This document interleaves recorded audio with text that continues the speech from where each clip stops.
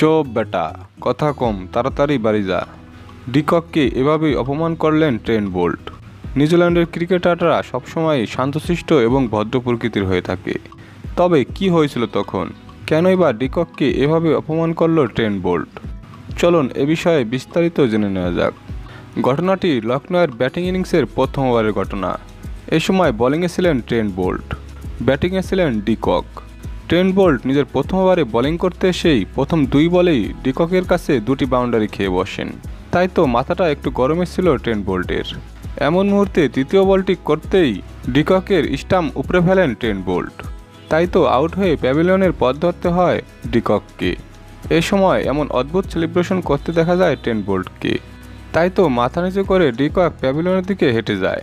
এ ঘটনার পর 3 বলে মাত্র 8 রান করে প্যাভিলিয়নে ফিরতে হয় ডিকককে।